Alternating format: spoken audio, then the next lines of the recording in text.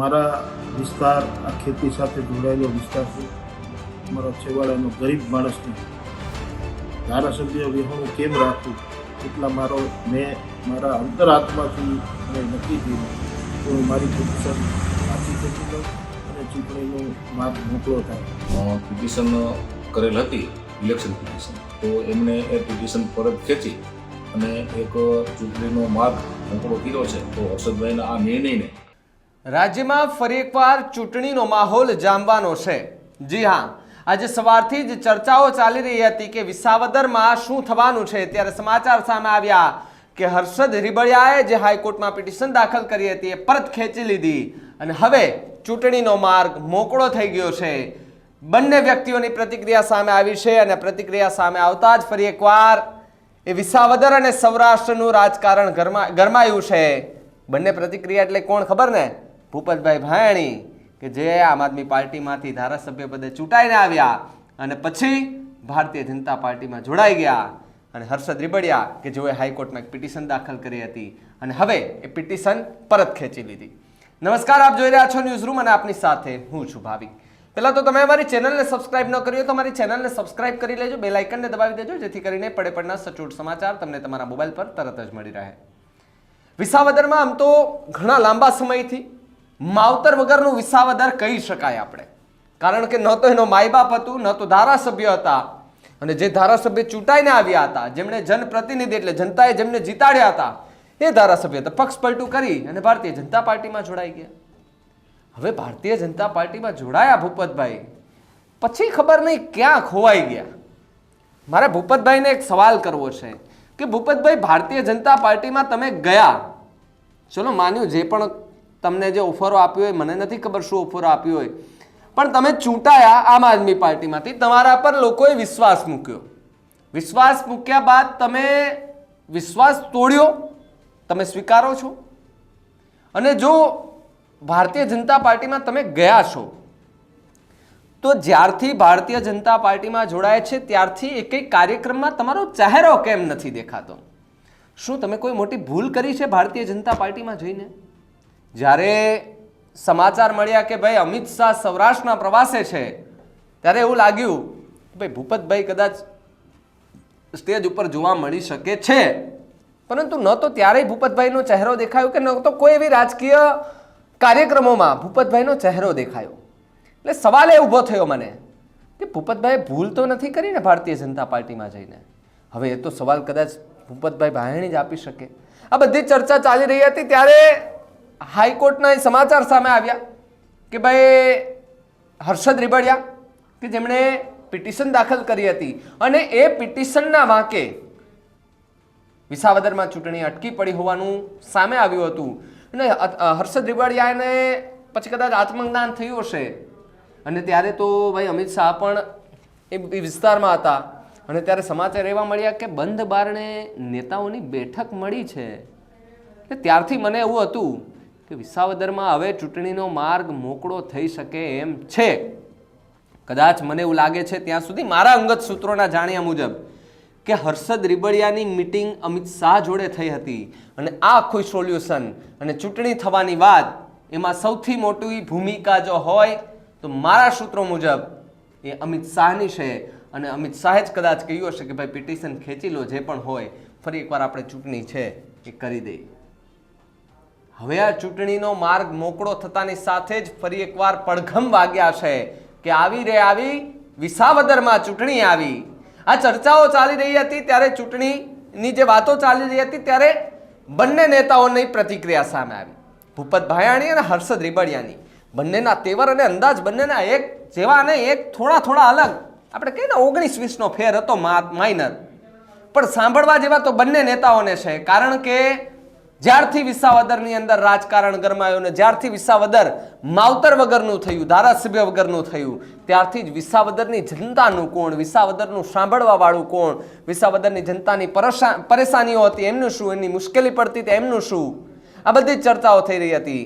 બંનેને 50-50માં સાંભળો. બંને નેતાઓ હવે શું કહી રહ્યા છે, કારણ કે હવે ચૂંટણીનો માર્ગ મોકળો થઈ ગયો. મેં જે તે વખતે ઇલેક્શન પિટિશન કરેલી હતી, પછી ન્યાયિક પ્રક્રિયામાં સમય પસાર થતો હતો, જેથી કરીને વિસાવદર વિધાનસભાની ચૂંટણી એવું કહેવાનું હતું કે ભાઈ પિટિશનને કારણે લેટ થાય છે. તો મારા વિસ્તાર આ ખેતી સાથે જોડાયેલો વિસ્તાર છે. મારા છેવાડાનો ગરીબ માણસને ધારાસભ્ય વિહોણું કેમ રાખવું, એટલા મેં મારા અંતરાત્માથી નક્કી કર્યું કે હું મારી પિટિશન પાછી ખેંચી લઉં અને ચૂંટણીનો માર્ગ મોકળો થાય.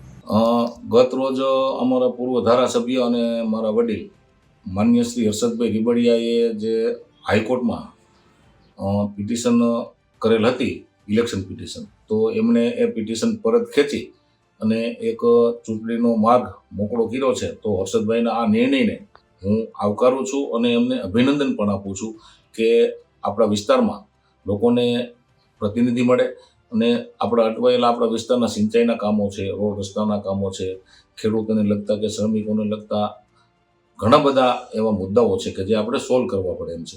તો એમણે ચૂંટણીનો માર્ગ મોકળો કરી અને એક આવકારદાયક પગલું લીધેલ છે. તો એ પગલાંને હું આવકારું છું અને બિરદાવું છું. સાથે સાથે આવનારા દિવસોમાં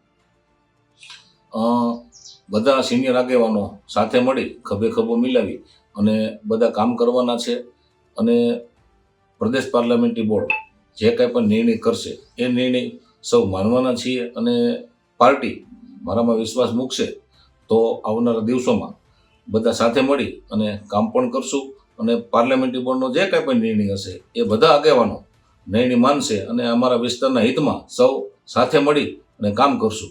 વંદે માતરમ. જ્યારથી વિસાવદર, એટલે હું આ થોડા સમય પહેલા જ વિસાવદર ગયો હતો ને વિસાવદરની જનતા પાસેથી મેં સમજવાનો પ્રયત્ન કર્યો કે તમે જેને જનપ્રતિનિધિ તરીકે ચૂંટાઈને મોકલ્યા એ જનપ્રતિનિધિ કેમ પક્ષ પલટું કરી નાખે. ત્યારે લોકોના આરોપ હતા કે ભૂપતભાઈ છે ને ભાઈ પૈસાના લાલચ હતા ને તો પૈસાના લાલચમાં વયા ગયા. આવા આરોપો ત્યાંની જનતાએ લગાડ્યા હતા અને આમ આદમી પાર્ટી કે જેઓ એમને સારા એક ઉમેદવાર તરીકે ઊભા રાખ્યા અને ઉમેદવાર રાખતાની સાથે જ એ જીતીને આવ્યા. લગભગ થોડો ટાઈમ રહ્યા હશે આમ આદમી પાર્ટીમાં, પછી પ્રેશર હોય કે પછી કંઈ પણ હોય, મને તો નથી ખબર શું હોય, પણ ભૂપતભાઈને હશે કંઈક જવાની મજબૂરી એવી. પણ ભૂપતભાઈ ગયા એ ભેગું તો વિસાવદરનું રાજકારણ ગરમાઈ ગયું ને વિસાવદર આખું ખાડે વયું ગયું.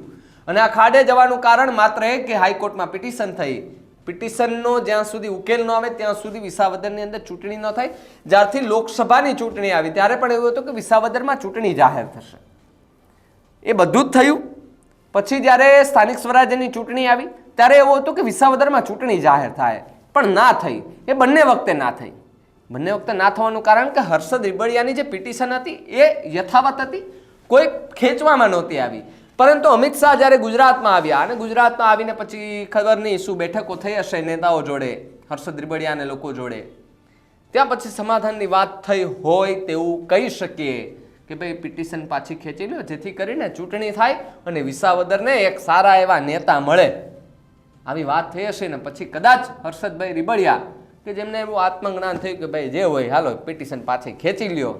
હર્ષદભાઈ પિટિશન પાછી ખેંચી ભેગા જ હેડલાઇન અને બ્રેકિંગ ન્યૂઝ આવી ગયા કે વિસાવદરમાં તો ભાઈ ચૂંટણીનો માર્ગ મોકળો થઈ ગયો.